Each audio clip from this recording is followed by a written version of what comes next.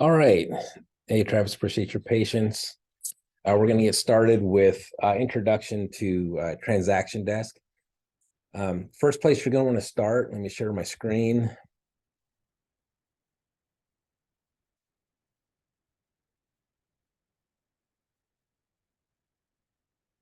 First place that we're going to start is the Arizona Association of Realtors, AAR Online. You're going to need your NARDS number, NRDS number. You can receive that from National Association of Realtors, AAR, but more specifically, probably from WeServe. Is that where you found your number, your No, NARDS? so um I found it just from like an email from Utah. So Okay. when I got my license in Utah, they sent it to me. Yeah. So when you join NAR, or the local board's going to give you the NERDS Yeah. number. And then whenever you join WeServe, you're going to be joining AAR here in Arizona. And that NERDS number is going to transfer with you from whatever state you're coming from. But we're going to start at AAR. We're going to start here at business tools. AAR has a single sign-on. It's never a single sign-on. But what we're going to do is we're going to come in here, hit launch single sign-on. Are you already ahead of me, Travis? Yeah. Okay. So we do the single sign-on, and then we're going to look for the transaction desk. Okay. This is going to be where all the forms for contracts are concerned that you'll be dealing with. So this is your dashboard. So just to kind of give you an idea of what's in here, to go to your dashboard, you're going to select dashboard, obviously. You've got transactions, so we're going to be creating a fake transaction today. Signing, this is for electronic signatures. Here's all the different forms that you're going to find. Documents. The difference between forms and documents, people get confused on this quite a bit. Forms are AAR forms as well as armless forms. Okay. Documents are any documents that have obtained a signature or any document outside AAR or armless. Okay. So if you're pulling up a transaction and you're like, okay, I sent off this contract, I want to find where it was signed, go into documents. Okay. Any signings are going to be there. Tasks, you can use this a little bit as a CRM. I don't use this, but you can do tasks. Broker tools, that's for me. Contacts, this is where you're going to go ahead and enter in anybody that you're working with. You can enter contacts here, or you can enter it when you're creating your transaction. The reason you're going to want to enter them in is it will autofill their name in some of the forms, so you don't have to put a signing location. And also, you'll be putting in their email address to be able to send it for electronic signatures. Clauses, I don't have any in here yet, but if you wanted to have a clause that stipulated pre-possession, post-possession, this is where you can save them to have that as a template. And there again, here's your templates. Okay. I would suggest that we run through and set up some of your forms with pre-filled sections. And so we come into transaction templates. And you've got different transactions. So one of the things that I've got pre-filled is, listing agreements. I do leases. So I've got that. I've got standard offers as well. So let's go into that one. You just hit add. Yes, do add. Yes, create a. So let's just say that this was going to be a standard buyer template.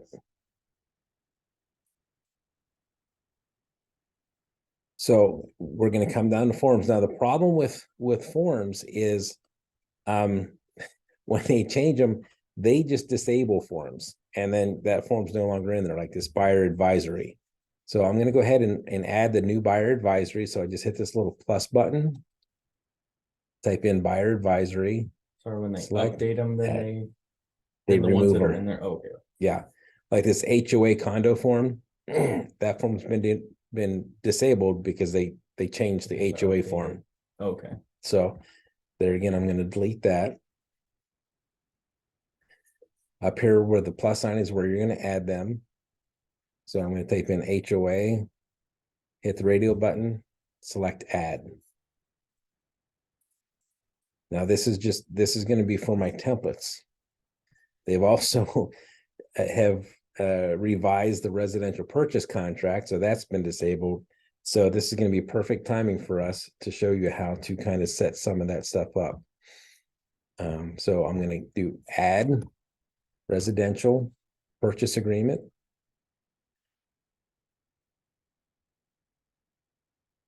Or purchase contract.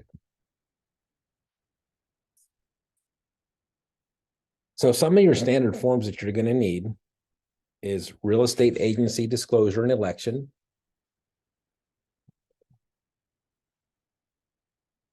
wire fraud,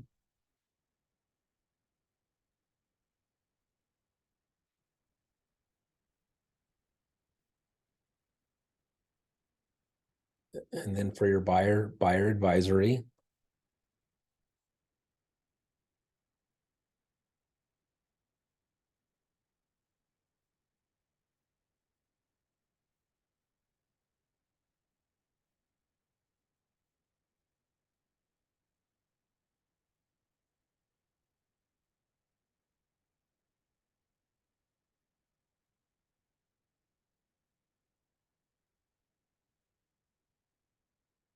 Yeah, so you've got wire fraud, buyer advisory. And disclosure and election. Mhm. Buyer.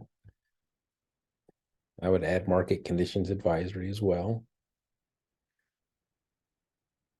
Trying to find where I can just pause the video. Oh, there we go. Not pausing the share.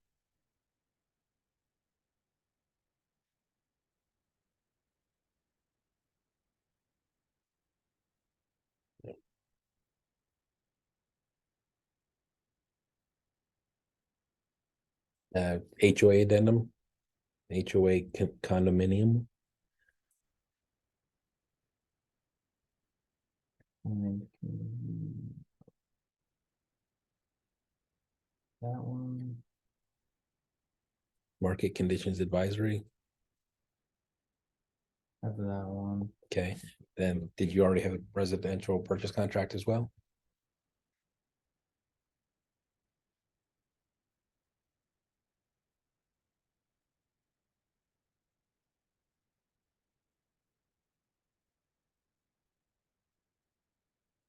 Okay.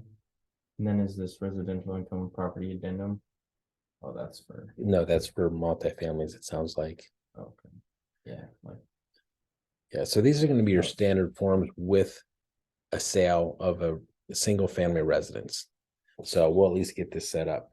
So select residential purchase contract. Now we're going to be looking at the contract itself. Okay, so the buyer name obviously goes here. Seller's name will go here. Sometimes the seller's name will automatically transfer.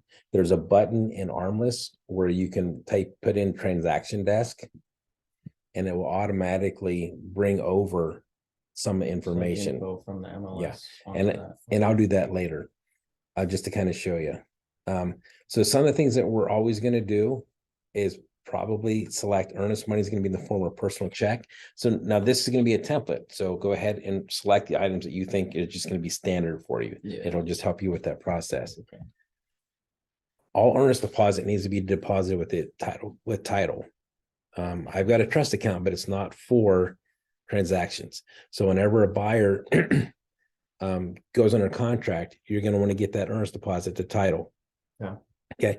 Now, title companies these days normally make arrangements for them. So let your buyer know, hey, look, you'll be hearing from the title company to make arrangements for earnest deposit. Now, if they say, well, I've got a check right here, will you take it to title? You can take it and then take it to title and then make sure they get a copy of the earnest deposit receipt. Okay. But 9 times out of 10, you're just going to be reaching out to title saying, if it's Carissa, say, hey, Carissa, or not Carissa, but Christy's a escrow officer there. Hey, Christy, can you reach out to the buyer and make arrangements for the earnest deposit? Okay. So they can either give, they'll just get it from. yeah. the buyer. So they'll make arrangements either for a personal check, money order, or a wire. Okay. Okay.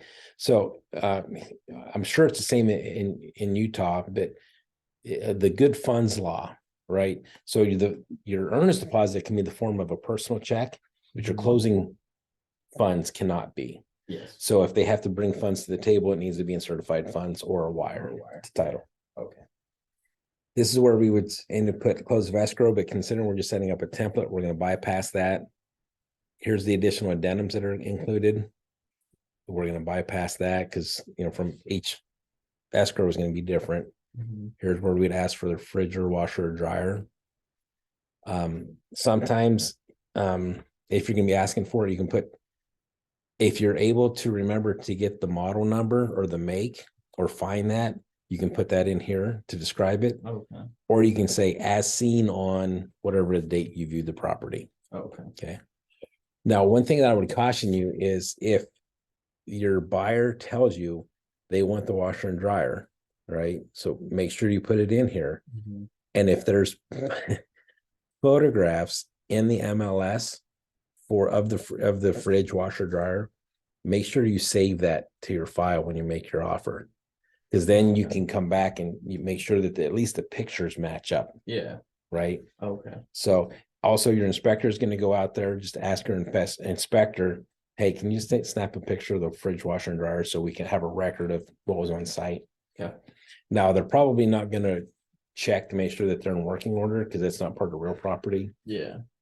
But at least if they can snap a picture and include it. Okay. Yeah.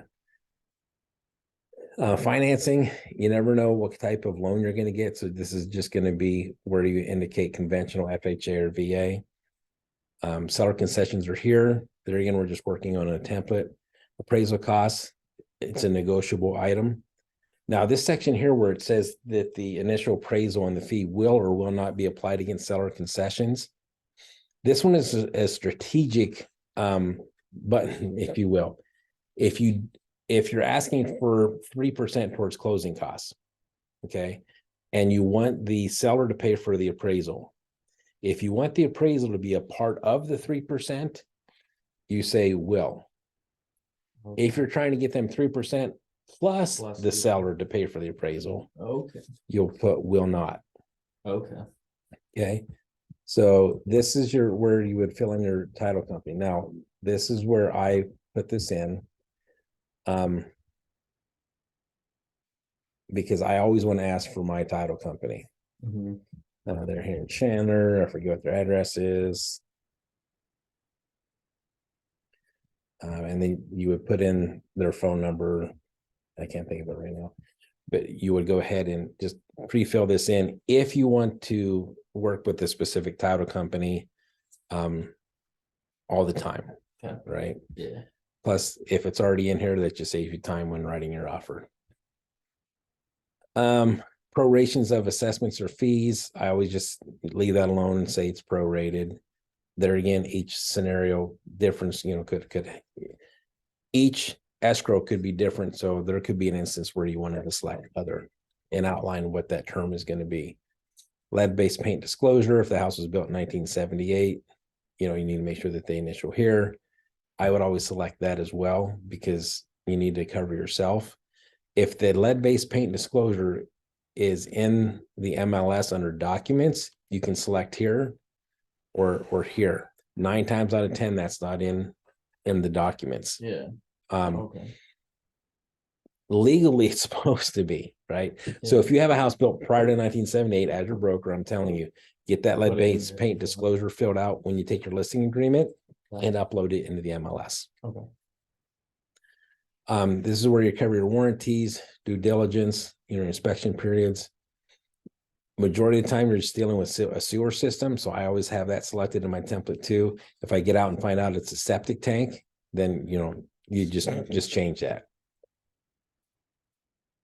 I always indicate home warranty. Now, this big idea with home warranties is they're a necessary evil. Insurance companies are in the business of declining claims. The biggest issue that we have in Arizona is the AC unit in July, August, and September, right? That's when everybody's goes down. Yeah. The home warranty company is only as good as the vendor they send out. I understand that they're going to be a 2-week, 3 weeks process to get that vendor out. Prep your clients on the front end that they're going to run into issues with a home warranty company in July, August, and September. The nice thing is they pay their $65, $75 fee, and then the AC unit is going to more than likely be up and running. Now, be mindful with home warranty companies because some of them limit how much they'll spend on an AC unit. We've had changes this went into effect in January with AC units as far as SEER numbers.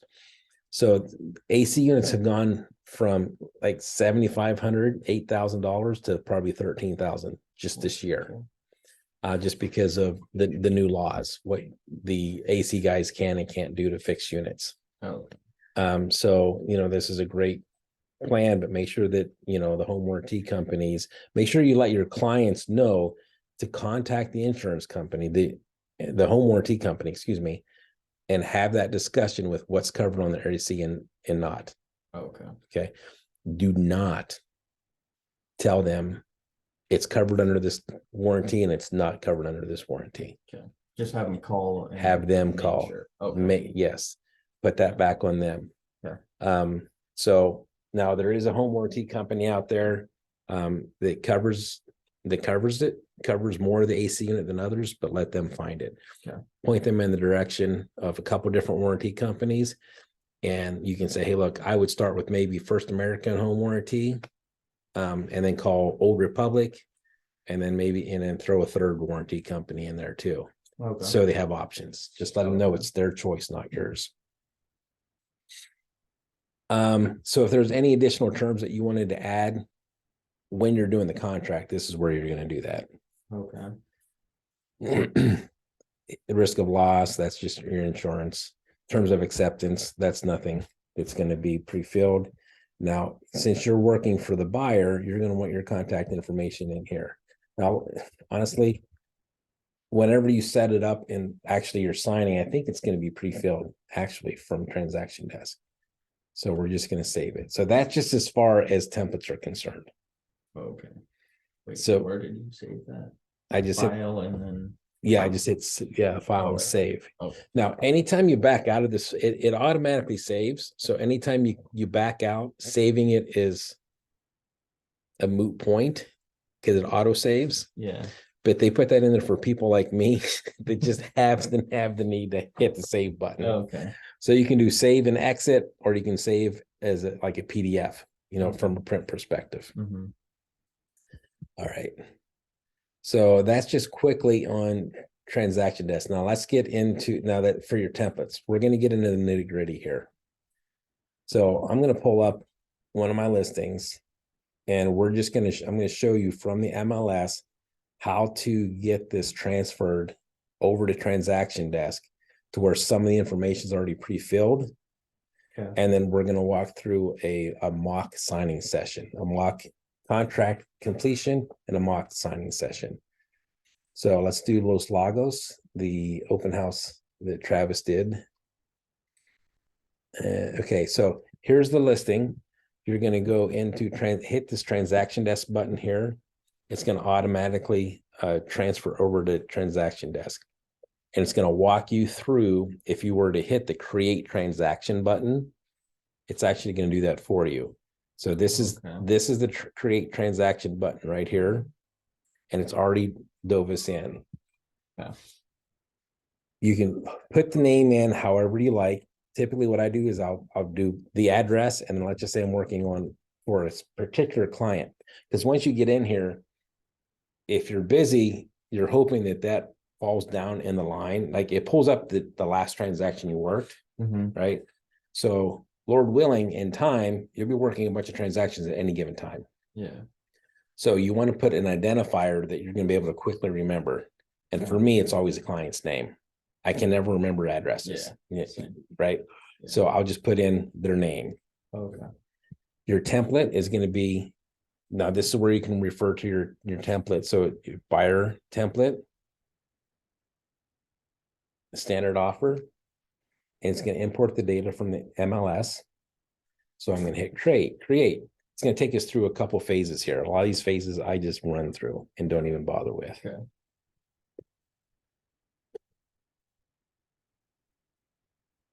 Okay, so it automatically puts in the name or the street name, street number, so on and so forth, which is good. then the details, transaction details. Now you can utilize this as a reminder because you can set up reminders through transaction desk for like your 10-day inspection period when that ends, all that good stuff. I've just never done it. But you can put in when your offer expires, the date you submit the offer. Well, this expiration date is for a listing, but when it gets, you can come back in here and add when it gets accepted, if there's an additional deposit. So just some items that you can use to kind of help remember steps of the process. Next is contacts. So let's just say that we want to add Travis as the buyer, because that's what we're doing. We're the buyer. So we put in his name. Exit. If you know, Travis.exit. Okay. And then we're going to hit save. Now, this is going to show up in my contacts now as the buyer. It already put me in as the listing agent, buyer's agent, so on and so forth. I don't know why it put me in as the listing agent, but it did. Here's all the forms that were in the template. Okay. They automatically transfer. If there's any documents that are not related to ARMLS or AAR, let's say it's a broker specific, one of my forms, this is where you can upload it. Yeah. Okay. So you can select done. So now we have our transaction created. I'm going to go into forms because forms are your fillable forms. Okay. You can edit. That you can edit. So obviously, we need to identify our agency. So you've got the brokerage name here. I'm the one acting, but your name, your individual name will show up here on your license name. It's automatically, now I set this template up to automatically check these 2 boxes and this 3rd box. Okay, so do that through the template. It's going to put your name there. Let's go into, so I always do them in the order that I have my clients sign them. I have a specific order I like. I always like to have that agency, considering that's the first thing that we're supposed to talk about with agents is the agency. I'm working for you. I'm representing you as the buyer, or I'm representing you as the listing agent. So I always kind of go in that order. The next thing is my CYA, and it's the buyer advisory. So this is just a resource for your buyers to be able to be shown the process of an escrow, along with items for them to be able to research, right? Okay.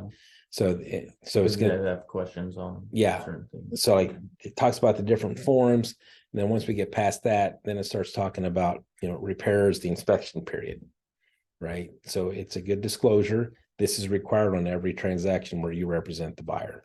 Okay. It's going to automatically put the buyer's contact info in here, their name. Okay.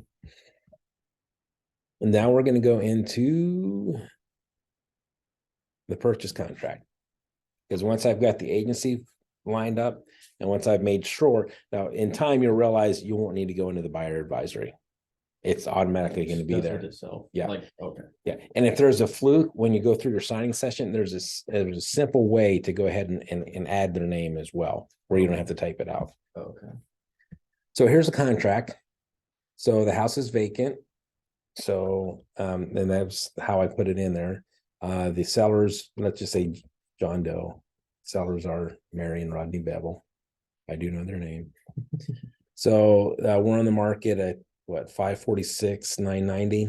Let's just say we're going to offer 500,000 full purchase price. We're going to offer 1,500 earnest money. I always like to put what that money is to be used for.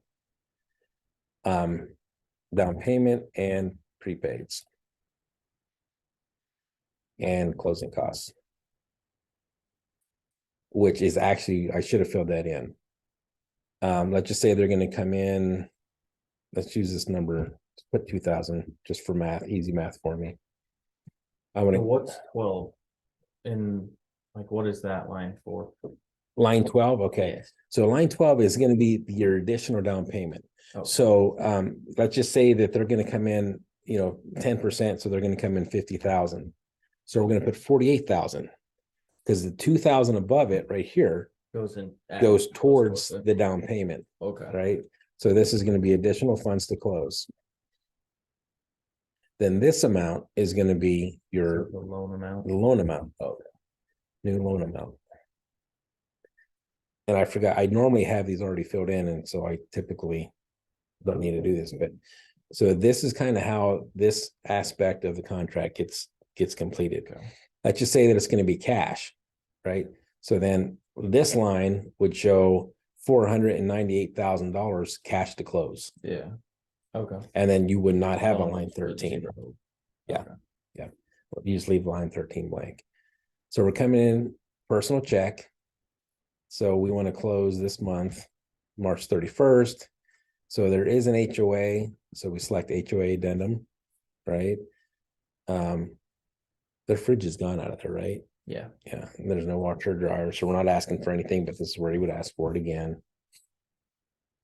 Person coming in conventional because they're coming in 10% down. Now, this is where, okay, if your buyer wants help with concessions, this is where you would select a percentage or a dollar amount. So let's just say Travis only wants $5,000 help from the seller. If he wants 3%, you would put 3% in here. The one thing I would say is have a conversation with the lender. How much assistance is the buyer allowed to receive? Yeah. Okay. So, sometimes there's a limit on how much assistance they can get. You always just want to double check that. Appraisal costs, we're going to say that the buyer is going to pay for that. And here we're going to say it will not be part of that 5,000. Oh, no, we asked from the seller. Sorry. We're going to ask the seller to pay for it, and it's not going to be part of the 5,000. So the address, I think, is something like that, suite 2 something, but interstate. So just fill this out as you go along. Okay, so additional instructions. This is all kind of standard in through here. Due diligence is standard 10 days. If you want to change your inspection period, lengthen it, say 15 days. Okay. Or, I typically leave it alone unless if there's some circumstances that we want to accelerate it or make it longer. They're on a sewer system. Kind of already covered some of this stuff. Now, home warranty plan, we're going to say that the home warranty plan will be ordered by the buyer, okay, with the optional coverage, I would say standard, to be issued, to be determined, TBD, right? Not to exceed $600, because I'm going to ask the seller to pay for it, or you can ask to be split, or the buyer can. Okay. Okay. The to be issued is like what company? Yes. Okay. To be issued by whatever company. We don't want to commit to that at this point in time. Yeah, but that's where it would. Okay. Yeah. So let's just say that the buyers are like, hey, I'm using Old Republic because I've had them my whole life. Good for you. We're not going to put that, we're not going to commit to that in the contract. Yeah. Okay. Because if something happens, they change their mind, they have the option to change their mind. Yeah. To where we're not having to do an addendum to change this portion of the contract. Yeah. This portion of the contract, the only thing that really matters to the other party is right here. How much they're paying and who's paying for it. Yeah. Additional terms and contracts or conditions, really not much there that we could ask for. Here's where we're going to give them time to respond. So typically I like to give approximately 24 hours. It really depends on the market. If you have a hot market and it's, right now it's noon, let's just say it's a hot market. I would say, hey, I want a response by tonight, right? We want to get this under contract ASAP. So we'll give them until 9 o'clock tonight. Now, if you do that, make sure that your client's going to be available to sign that contract right then. Yeah. Right. If you got someone who's going to dilly-dally and not sign it until 9 o'clock, you send this over. The agent's like, hey, thanks for giving me that 5 minutes to present this. Yeah. Right. Yeah. So we always want to make sure that we have that good relationship. Now, this is where all this information comes in. Now, I'm going to have to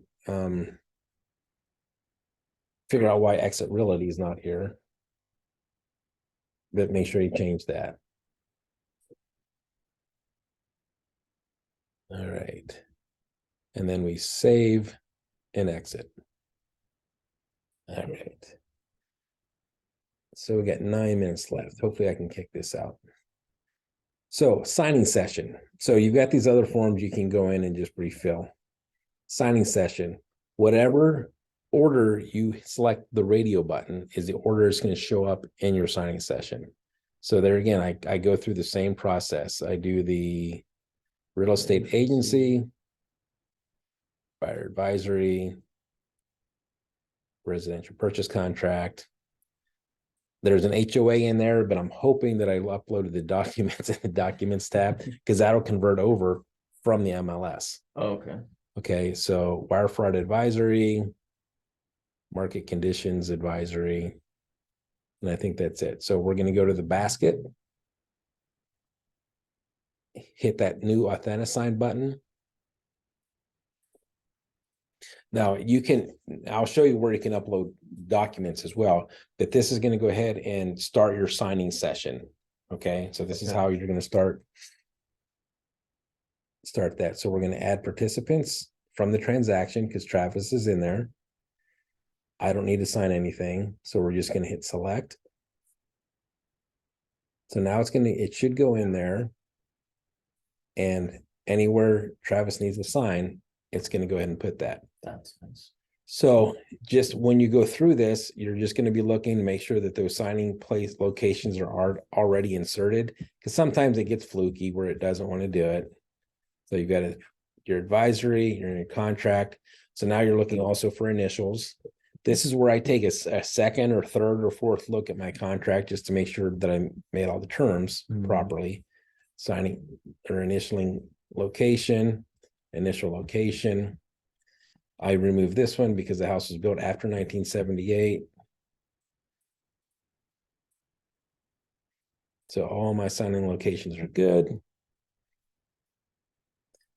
Now this is the one, these are the forms that don't get pre-populated because I don't know why, to be honest with you. So here's how you would place your signing locations. Just grab it, drag it under signature, and you can move the date. Okay. It's asking for the name here. You can hit full name, drag it, and it just inserts it. Okay. Okay. Your MCA is going to be the same way. Okay. So let's just say that I want to look for that document, the HOA. So hopefully I've got it uploaded in the MLS. So you hit the added document. Everything up top is going to be your forms, and then you're going to hit some additional documents. And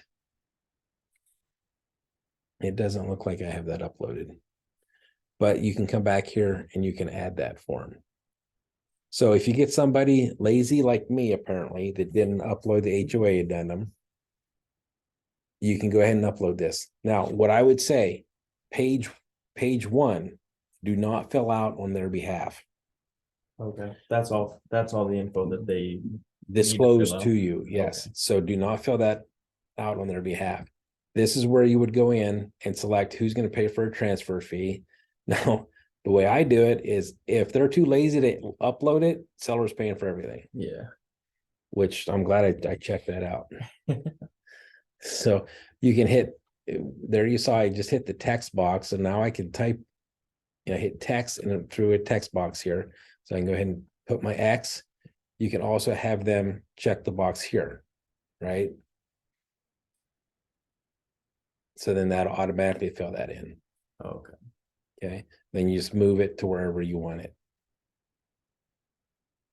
Okay. Okay. Once you've checked everything over, you come up here and hit next. Now this is going to take you into your option to be able to send an email.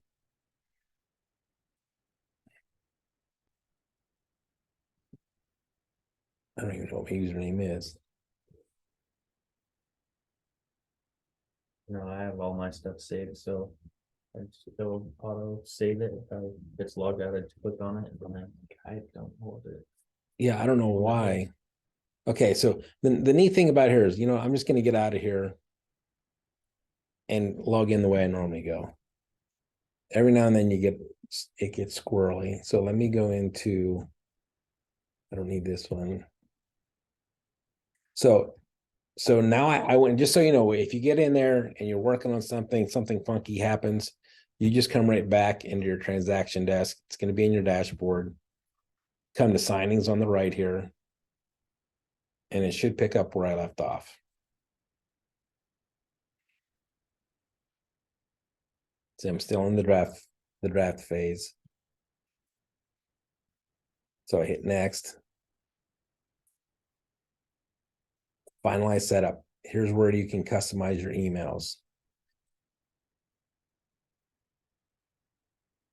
Now, when there's more than one signer, you'll have multiple. So I'll just type my email, copy, and then paste it wherever. But I hit save, I hit send, and your offer's out.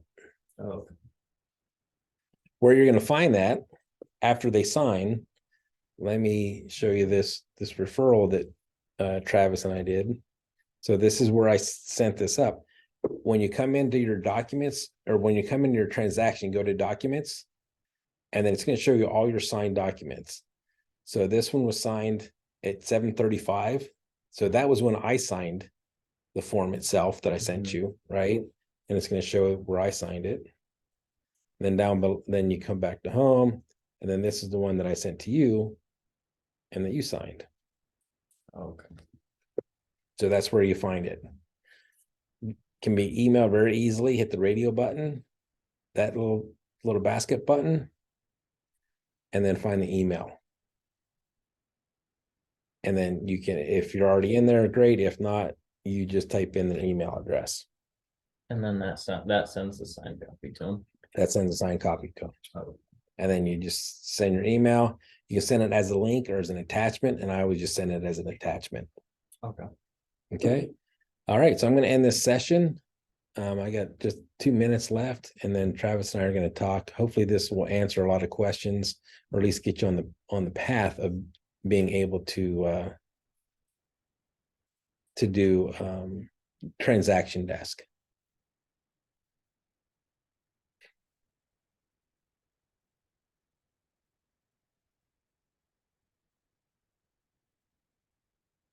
I have to stop share and then end.